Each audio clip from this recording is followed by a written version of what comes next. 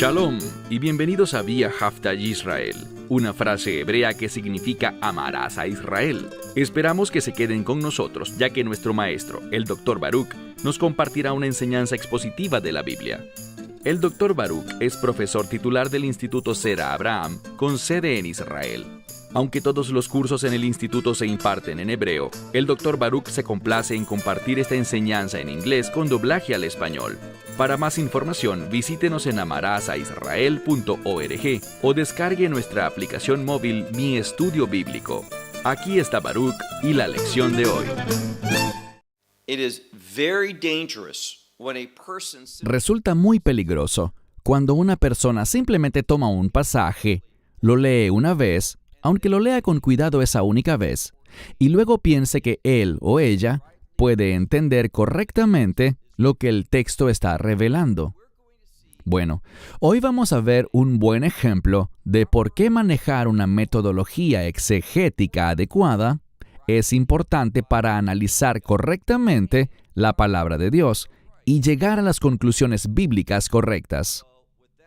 Dicho esto, toma tu Biblia y ve conmigo al libro de Génesis, capítulo 38. Libro de Génesis, capítulo 38. Ahora, este capítulo a menudo es ignorado, aunque tiene implicaciones altamente significativas. Lo que veremos es que este capítulo presenta una especie de interrupción en la historia, y lo que quiero decir con eso es lo siguiente. Hace unas semanas comenzamos Génesis 37. Y comentaba que estábamos en una transición, donde dejábamos de lado a los demás hijos de Jacob. Es decir, que el enfoque ya no estaba en los patriarcas, Abraham, Isaac y Jacob, ni en sus otros hijos, sino que ahora el enfoque está completamente en José, el 11º hijo de Jacob. Y mencioné que José es una tipología del Mesías. Es decir, que mientras más aprendemos de José, mientras más estudiamos su vida y los eventos de su vida y cómo respondió, podemos aprender más y más sobre el Mesías, sobre su obra y cómo va a llevar a cabo la liberación, salvación y redención para el pueblo de pacto de Dios y para todos aquellos que invocan su nombre, el nombre de Yeshua, el nombre del Mesías, con fe. Pero en el capítulo 38, el enfoque se coloca sobre Yehudá, y esto también tiene implicaciones mesiánicas. Y la razón de esto es que sabemos que el Mesías proviene del linaje de la tribu de Yehudá o Judá. Y como Judá se menciona aquí, siempre se pensará en una conexión mesiánica. Y esto es cierto, pero no tanto con Judá como individuo, sino más bien por una mujer, su nuera, de nombre Tamar.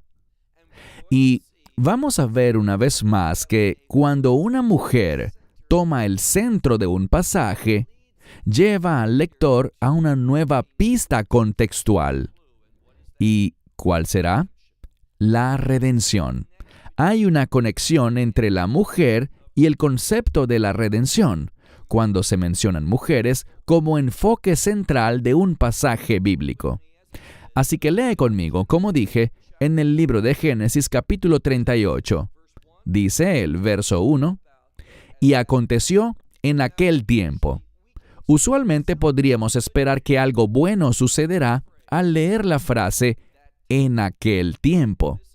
Y este será ciertamente el caso aquí, al final, porque lo que estamos descubriendo es que este linaje, el linaje mesiánico de Judá, pudo haber sido cortado, pero debido a una mujer justa, fiel y obediente, ese linaje, esa herencia, esa conexión mesiánica a través de la tribu de Judá continuará.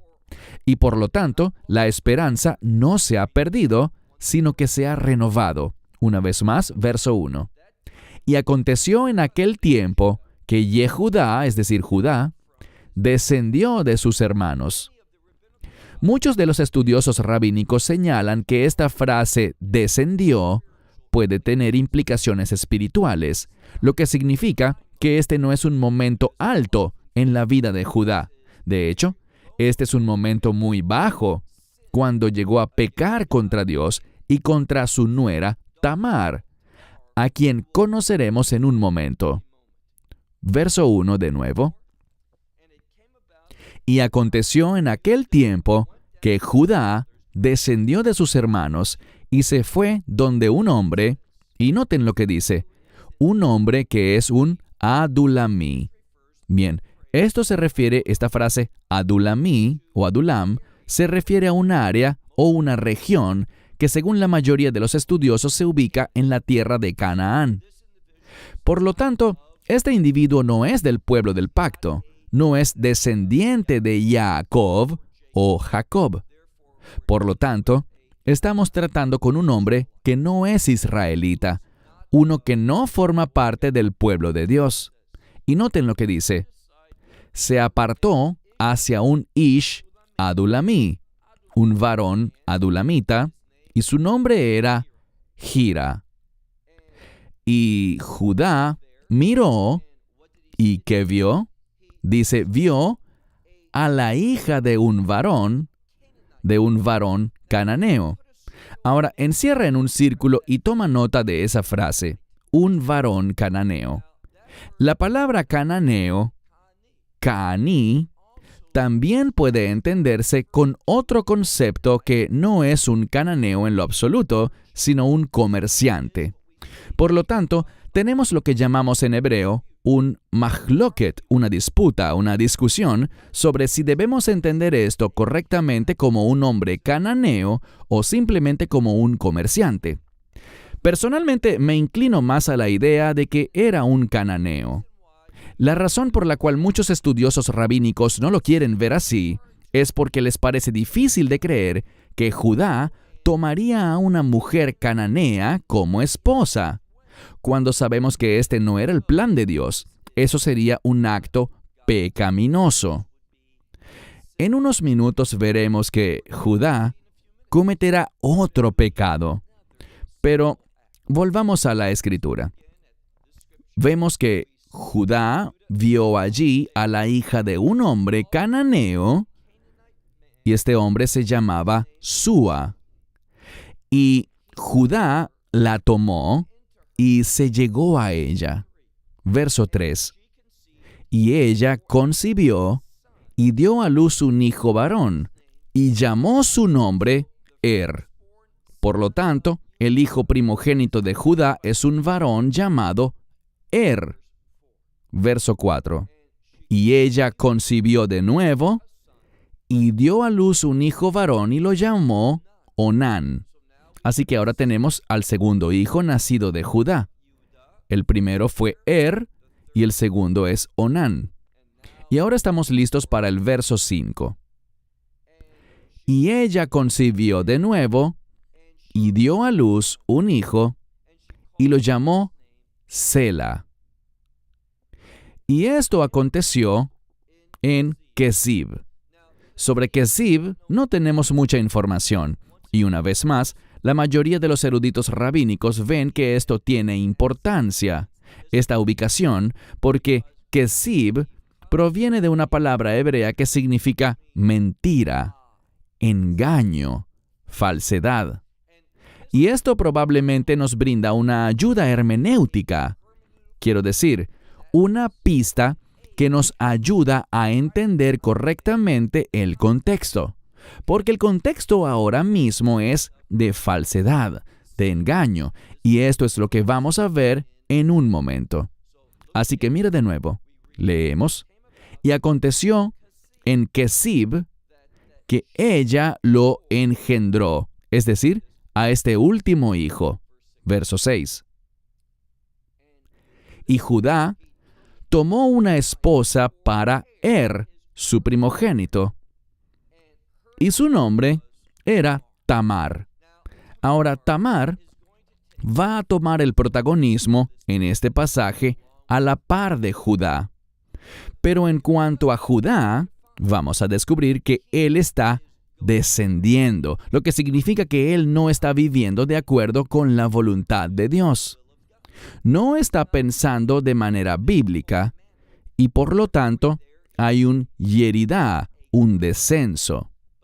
Pero en cuanto a Tamar, veremos que es una mujer justa. De hecho, más adelante en el texto, es decir, la próxima semana, veremos que Judá incluso exclama que ella es más justa que él. Y esta es una declaración muy significativa en la que nos enfocaremos la próxima semana. Pero mira el texto, verso 6. Y Judá tomó una esposa para su primogénito, y su nombre era Tamar. Verso 7. Y aconteció que el primogénito de Judá, dice Ra ve'ene Hashem. Y la implicación de esta frase es que este era un sujeto maligno que hizo cosas malas y actuó incorrectamente ante los ojos del Señor, por lo que Dios lo mató. Él se encontró con el juicio de Dios. Verso 8. Y Judá dijo a Onán: llégate a la esposa de tu hermano, es decir, entra en ella. Esto se relaciona con un tema muy importante. La Torá no fue revelada sino hasta el tiempo de Moshe Rebenu, Moisés. Este relato ocurre muchas generaciones antes de Moisés. Por lo tanto, ellos todavía no tenían la Torá. Pero vemos algo. Vemos que Judá estaba viviendo y tomando decisiones basado en un precepto de la Torá. ¿De dónde sacamos eso? Bueno, en el libro de Deuteronomio capítulo 25, y esta escritura es importante no solo para este texto, sino también para entender correctamente el libro de Ruth y este mitzvah o mandamiento que en hebreo se llama yibum. ¿Qué significa? Bueno, veremos la definición de esta palabra yibum en un momento. Yibum es cuando un hombre muere habiendo estado casado con una mujer, pero sin haber dejado herederos. El mandamiento, la mitzvah, es que uno de sus hermanos, ahora, generalmente se trataba de un hermano, aunque podría ser otro miembro de la familia, pero en este caso efectivamente se trataba de un hermano. Su deber era, si no estaba casado, se supone que debía engendrar un heredero para su hermano fallecido. ¿Por qué? El texto dice en Deuteronomio, capítulo 25, que esto era para que el nombre del padre no fuese cortado, para que tuviese un heredero y hubiese una continuación. Esto es importante porque hablamos de Judá. Aprenderemos más adelante en el libro de Génesis, algo que todos sabemos ahora, que el Mesías viene de la línea de Judá. Por lo tanto, si Judá no tuviese descendencia, eso sería desastroso, porque si ese fuera el caso, y Judá no tuviese descendencia, entonces la promesa mesiánica también moriría. Entonces, como dije, esto tiene implicaciones significativas para nosotros y para todo el mundo. Mira de nuevo. Leemos aquí, al final del versículo 7, que este hizo lo malo ante los ojos del Señor, y Dios lo golpeó, lo mató. Versículo 8. Y Judá dijo a Onán: ve a la esposa o llégate a la esposa de tu hermano, y dice, Vayi ben Otá. ¿Qué significa? Bueno, es la misma palabra en una forma diferente. Ya les mencioné yibum. Él está diciendo aquí, entra en su esposa, en la esposa de tu hermano, con el fin de concebir un heredero para él, de acuerdo con este mandamiento que aún no ha sido dado, pero a menudo hay revelación. Dios le hablaba más a las personas de lo que la Escritura nos revela. Judá conocía este mandamiento y lo está practicando aquí. mucho antes de que se les entregase la Torá. Y si miras al final del versículo 8, encontramos el porqué de esto. Para que un descendiente se levante para tu hermano. Así que es muy importante que veamos algo, que este niño que nacerá no es para el hermano vivo, para aquel que cumple este mitzvah, el que cumple el mandamiento, sino que en cambio es para el difunto. En otras palabras, esto levantará un heredero para este hombre llamado Suena parecido, pero no hay conexión entre estas palabras. Heredero está en español y es un nombre hebreo. Dice, para levantar un heredero para el difunto.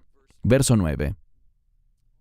Onán, cuando se enteró que el descendiente no sería para él, o que no sería contado como hijo suyo, sucedió que, cuando entró en la esposa de su hermano, él lo destruiría en el suelo, lo que significa que él no proporcionaría de su simiente a su esposa o a la mujer para que ella concibiera, para que a ella no se le diera simiente o que simiente no le fuese dada para su hermano, lo que significa que no se concebiría un heredero. Así que vemos que él no quiere cumplir el mandamiento. Él realizó el acto, pero asegurándose de que ella no quedara embarazada. Esto es desobediencia. ¿Y qué pasó? Bueno, mira el versículo 10. Leemos aquí. Y esto fue malo, o él hizo lo malo ante los ojos del Señor. Esto que hizo, repito, fue malo a los ojos del Señor, y una vez más, él también fue golpeado de muerte. Así que Dios lo castigó a él también. Verso 11. Y Judá le dijo a Tamar, su nuera, regresa como viuda a la casa de tu padre. Ahora, esto podría significar simplemente siéntate como viuda o quédate allí, lo que significa compórtate como una viuda en la casa de tu padre, hasta que Sela, mi hijo, crezca. Él es demasiado inmaduro en este momento para casarse, así que espera hasta que él crezca, y entonces te lo daré a ti. Pero este es el problema. Él dijo eso, pero observen a mitad del verso 11. Esto es lo que él estaba pensando. Judá dijo, no sea que él también muera como sus hermanos. Lo que los eruditos dicen sobre esto es lo siguiente. Judá pensaba que el problema no estaba en sus hijos, sino en Tamar. Pero eso no era así. Él no quería obedecer a Dios entregándole a Sela a Tamar, con el fin de concebir un heredero para su primogénito. ¿Qué decidió hacer? Simplemente enviar a Tamar de vuelta a su casa, a la casa de su padre, y dejarla allí olvidada el resto de su vida como viuda, sin volver a casarse ni tener hijos. Bueno, eso sería realmente algo muy cruel. Pero recuerda el contexto. Leímos en el capítulo 38, versículo 1, que Judá descendió. Él está descendiendo en un nivel espiritual y no está pensando según la verdad de Dios. Dice al final del versículo 11, y Tamar se fue y se sentó en la casa de su padre. Ahora, ella es vista como una mujer obediente. Ella está cumpliendo lo que se le ordenó. Versículo 12. Y aconteció que muchos días pasaron. Esa es la implicación. Simplemente dice que fueron muchos días. Y leemos que la hija de Súa murió, la esposa de Judá. Así que ahora encontramos algo. Encontramos otro incidente de muerte. ¿Por qué eso es importante? Bueno, en este capítulo, y es crucial que veamos esto, en este capítulo, la gente muere por su desobediencia. La muerte está relacionada con la desobediencia. En este caso, lo que debemos entender es que debido a la desobediencia de Judá, porque dijo una cosa pero su intención era otra, él no tenía la intención, y el texto lo respaldará en un momento. Él no tenía la menor intención de entregarle a Sela a Tamar para que cumpliera ese propósito. Además, estaba viendo las cosas incorrectamente y, por lo tanto, debido a este engaño, y recuerden algo, ¿cuál es la clave hermenéutica aquí? El término Hazib. Hazib tiene que ver con ¿qué?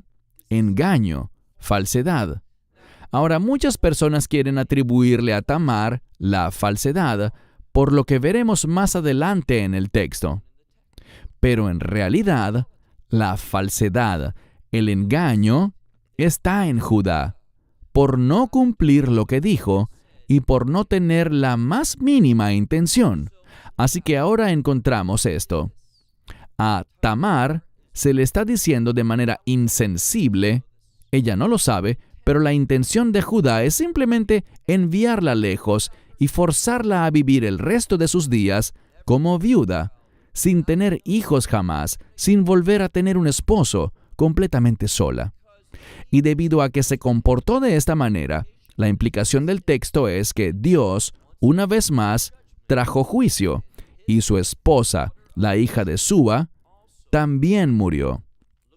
Ahora mira el verso 12 en la segunda mitad. Y Judá fue consolado y terminó su luto.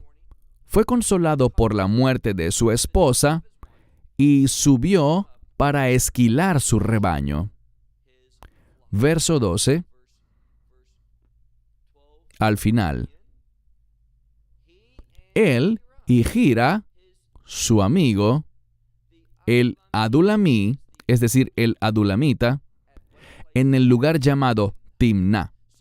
Así que allí estaban ellos esquilando a las ovejas, estos dos individuos. Versículo 13. Y se le informó a Tamar lo siguiente: He aquí, tu suegro ha subido a Timná para esquilar su rebaño. Verso 14. Cuando él hizo esto, su luto había terminado. Estaba realizando sus negocios habituales. ¿Y qué sucedió? Ella se dio cuenta de algo. Vamos a ver que esto se registra expresamente para nosotros, pero les daré un adelanto. Ella se dio cuenta con el pasar del tiempo de que Judá no tenía la intención de darle a su último hijo, Sela, a ella, para que pudiera levantar un heredero para su difunto esposo. ¿De dónde sabemos esto? Bueno, sigue leyendo. Mira por favor el versículo 14. Y ella, esta es Tamar, la viuda de la nuera de Judá, se quitó la ropa de su viudez de su cuerpo y se cubrió con un pañuelo o con una bufanda, y se cubrió, es decir, se vistió con otras prendas, se disfrazó para que no pudiera ser reconocida, y se sentó en el cruce que queda de camino a Timná. ¿Por qué hizo esto? Aquí está el versículo importante. A mitad del verso 14, dice, porque vio que Sela había crecido. Bueno, la promesa era que cuando Sela creciera, le sería entregado a ella, pero no le fue entregado a ella para que... Él no le fue entregado a Tamar para que ella fuera su esposa. Entonces, cuando ella se dio cuenta de esto, hizo algo. Ella quería cumplir el mandamiento bíblico. Insisto, debemos tener en cuenta que este mandamiento todavía no había sido dado a Israel en la Torá. Pero la implicación es que Judá lo conocía. Él usó ese término único que lo define, y por lo tanto estaba al tanto del mandamiento, pero no estaba siendo obediente debido a su mala interpretación del asunto.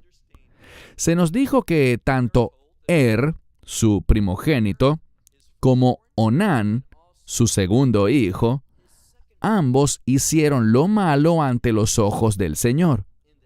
Y Dios los mató. Él hizo que murieran.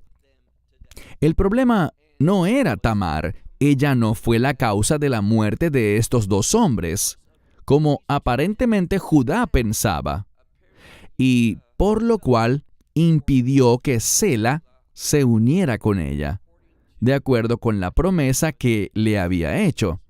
Así que él actuó con engaño. Vayamos de nuevo a donde quedamos en el verso 15. Y Judá la vio, es decir, él vio a Tamar, pero no la reconoció, porque ella se había cubierto por completo. Judá la vio y pensó que ella no era sino una prostituta. ¿Por qué? Bueno, porque su rostro estaba oculto. La prostitución es una actividad muy vergonzosa. Y en segundo lugar, por el lugar donde ella se encontraba sentada. No habría otra razón para que una mujer se vistiera de esa manera y se sentara en ese lugar, a menos que fuera una prostituta. Así que esto es lo que él pensó acerca de ella. E incluso dice al final del versículo 15 que ella había cubierto su rostro. Verso 16. De la misma manera que estuvo mal que Judá acudiera a ¿quién? A Súa, con el fin de casarse con su hija, tenemos que volver a subir y mirar el texto con mucho cuidado, porque cuando se repiten palabras en el texto bíblico, especialmente cuando se trata de palabras singulares, extrañas, cuando quizás existen otros términos más comunes que pudieran ser usados, cuando algo así pasa, es porque la Escritura busca compartirnos algo significativo. Así que retrocedamos al versículo 1. Noten lo que dice. Y aconteció en aquel tiempo que Judá descendió de sus hermanos, y noten lo que dice. Vayet ad ish adulami ush mohira. El punto aquí es vayet. Vayet significa desviarse, significa ir en una dirección diferente. Y noten lo que hizo. Al desviarse, él terminó haciendo lo que no debía. Tomó a una mujer cananea como esposa. Eso estaba mal, de acuerdo a lo que sus ancestros habían instruido varios capítulos atrás. Esa era la tradición familiar, por lo que Abraham dijo en cuanto a Isaac y lo que Isaac dijo en cuanto a sus hijos, Jacob y Esaú. Entonces, Judá está descendiendo espiritualmente, tomando decisiones incorrectas. Por esto es tan importante, y si lees el verso 16 encontrarás algo. Esta misma palabra, vayet, que busca mostrarnos que lo que está haciendo ahora, al estar con Tamar, es igualmente una decisión incorrecta, una acción que no debería haber hecho. Verso 16. Y él se desvió hacia ella en el camino, es decir, se volvió hacia ella en ese camino, y noten lo que ocurrió. A mitad del verso 16, y le dijo inmediatamente, ven, por favor, y permíteme entrar en ti. Así que en ese momento está diciendo que la reconoció como prostituta y que quería aprovecharse de esa situación. Así que le dice, ven, por favor, permíteme entrar en ti, porque, dice aquí, que él no sabía que se trataba de su nuera. Ahora, en una situación normal, esto sería incorrecto. Pero aquí tenemos una circunstancia muy particular en la que su primogénito, había muerto, y es responsabilidad de algún pariente de la familia que levante un heredero. La palabra es establecer una descendencia para el difunto. Esta es la responsabilidad de Judá, pero él no estaba siguiendo su propia voluntad cognitiva, dejó de hacerlo, y le habló con engaños a ella. Y ahora, como él no sabía que era ella, pensando que era una prostituta, ya conoces el resto de la historia. Pero noten lo que ella dice al final del versículo 16. Y ella dice, ¿qué me darás a mí para que vengas a mí? Entonces, ¿cuál será el pago? Esto muestra una vez más que estamos hablando de prostitución. Verso 17. Y él dice, enviaré un cabrito de la manada. Y ella dice, ¿y qué garantía? Ahora, esta es una palabra importante, eravón. Eravón es una garantía o dinero en efectivo o una promesa por escrito. Entonces ella dice, ¿qué garantía me darás hasta que me lo envíes? Verso 18. Y él dijo, ¿qué es lo que quieres que te dé como garantía? En otras palabras, ¿qué garantía quieres? ¿Qué quieres que te dé? Y ella respondió, tu sello, es decir, tu anillo. Ahora, este es el sello o el anillo que se usaba para hacer negocios. Tenía una gran importancia. En segundo lugar, ella dice, petileja. Esto se refiere a su manto de oración. Conocemos la frase tzitzit, que se refiere a los mandamientos de Dios. Entonces, aquí hay otro dato que muestra que incluso antes del talit, o arba kanfot, como se le refiere en la propia Torá, con los tzitzit, en cada uno de los 4 esquinas, incluso antes de que se diera ese mandamiento, Judá se vestía de esa manera y usaba tales prendas. Y Tamar agregó, y también tu vara. Estas cosas constituían la esencia misma de quién era él, todas sus posesiones, su sello, su bastón y su manto de oración.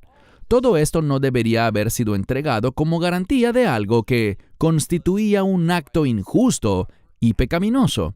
Pero fíjense que él se lo dio. Mira de nuevo, ella dice, tu sello, tu manto de oración y tu bastón que está en tu mano.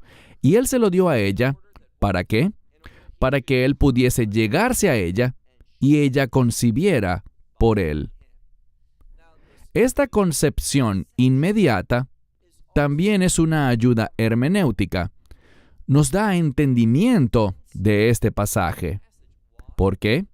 Bueno, nos dice que cuando esto sucedió, ella estaba fértil. Y en segundo lugar, ella concibió instantáneamente.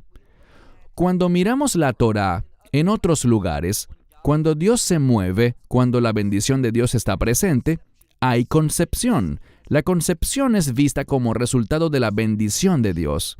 Entonces hay una pregunta que debemos hacernos. Innegablemente Judá está actuando mal. Él lo confesará en un momento. Pero la pregunta es, ¿será que Tamar está igualmente equivocada? A simple vista, en una primera lectura, podríamos pensar eso. Pero cuando vemos las pistas del texto, y especialmente lo que compartiremos la próxima semana, cuando continuemos nuestro estudio, en la segunda mitad de Génesis 38, aprenderemos que Tamar, debido a su acto, y yo me atrevería a afirmar que era un acto de obediencia a la Torá, fue por eso que sucedió lo que veremos después, que el linaje continuó.